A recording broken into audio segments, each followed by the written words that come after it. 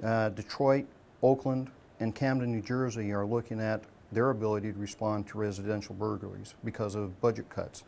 This is a true issue, and it's time for government to step up, entire government, because there are things that are going on at the state level that are going to definitely affect us here at the local level. If that happens, it's more pressure on resources here locally. This is an issue that needs to be prioritized, and there has to be proper funding to keep our citizens safe. Have prosecutors said how they will reprioritize? We'll be having those discussions with them. So that's just the goal at this point, is to happen? Yes. We have to do something on that end. Again, we can arrest them if they're getting back on the streets as soon as we arrest them. That is an issue. And we're seeing more and more of that. Sheriff, you mentioned that you'd spoken with Judge Please. What was the nature of that conversation? Nature of the conversation was exactly what we presented today.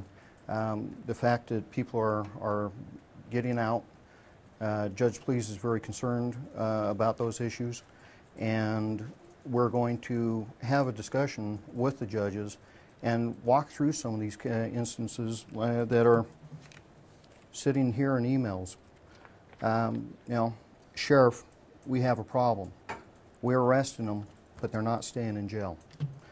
If that's coming from my investigators, that is an issue, and it's frustrating for them. They arrest them, and they're back on the streets.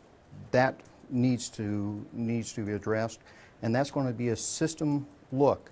What's happening that these individuals with $250,000 bonds are back out, and as soon as they're out, they're re-burglarizing our citizens. Is the problem with bond or the 72-hour rule? Right now, it looks like bond, from what I'm seeing. But don't the judges follow recommendations from the prosecutors? Oftentimes? That's the other part of that discussion, Tom, is what are we recommending, and why are those recommendations being made when you know that this individual's been out burglarizing the public? So you've got some feedback from Judge Please, but yet to have the discussion with the prosecutor's office, is that correct? I haven't had that direct discussion, but we're going to be having those direct discussions. Have you requested it? I tried to find somebody today, but it was lunchtime. The one thing I would point out is every other month we do have a meeting of all the county elected officials. So that is our time when the sheriff gets in the same room with the Board of County Commissioners, with some prosecutor, typically the presiding of both district court and superior court. So typically it's a good venue to have those discussions. Have you had that in that meeting yet? Next one's coming up. I never look out more than a couple days at a time, but I know it's coming. It's been a while since the last one, so. It's every quarter. But have you got a feedback at all from the prosecutor's office, whether they're willing to work with you, or if it's...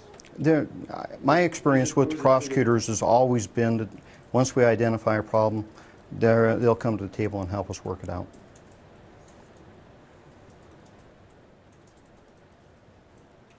Why this increase? Why 60% over the same period last year? Your best guess or knowledge? Manpower. Again, we're arresting them, Othello, but we need the manpower to keep the pressure on the situation. Many of these people that I've talked about today have committed multiple burglaries within this community. Once we identify them and we arrest them, it's important to keep them in jail. So again, we've had a spike in the unincorporated area. Again, the unincorporated area of Spokane County has lost 30 deputies in 3 years. The difference with Spokane Valley, which has a decrease of about 15% in res burgs, is the fact that the elected officials of the valley have kept their manpower and actually increased it 1 year, and they're talking about possibly re-increasing again. Do we know how many hours or how many other people you may be able to put on the streets? Those who you say that don't normally work out on patrol. We're going to at least do 8 to 10 hour days for them and get them out there. And we're also going to be putting out the overtime lists, and our supervisors for this for our criminal interdiction team will be meeting, forming the plan, and then we'll be moving forward. Does that start immediately? We starting immediately. The plan is being formulated. That was given out to command staff today to get everything put in place. And just, I think the point needs to be made. We have lost significant positions in the last couple of years. You know, a couple of things that we see is we really only have two revenue sources in county government that funds our, uniforms on the street. It's sales tax, and it's been state and federal grants. So when you take a look at what's happened with state and federal grants for law enforcement, they've dried up the last 2 years. A lot of our positions have been eliminated when those grants were not renewed. And then if you take a look at our sales tax, it's plummeted in the last couple of years for a couple of reasons. The economy certainly being one of them. And the other one is we've had a couple of very significant annexations. And annexations have been primarily about sales tax. So when you take a look at the largest annexation in 100 years in the Spokane community being the West Plains, that's a reduction of about 1.4 to 1.6 million. And if you look at just prior to that, what we call the Costco annexation on North Division, that was about the same amount of dollars as well. So, we've probably seen a reduction of somewhere in the area of about $7 million in sales tax receipts for Spokane County in the last couple of years, coupled with the reduction in grants. So that's the challenge that we've had. One more question. Any? If not, again, it's the victim that really needs to be focused on here. We cannot continue to have our families in this community victimized. We have to do something. It is our responsibility to provide you a safe community, and again, that is my intention. If Melissa would like to say anything to the media now or individually, feel free to do so. Again, I really thank Melissa for coming and being willing to put a face to the victims of our community. Very, very rarely do we focus on the victims.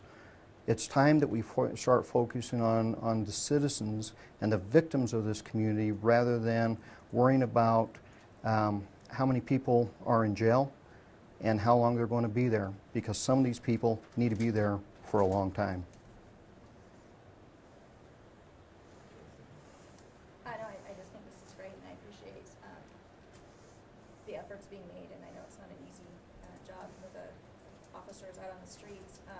And just, as a victim, I think, if it's going to happen on my street, it can happen on any street.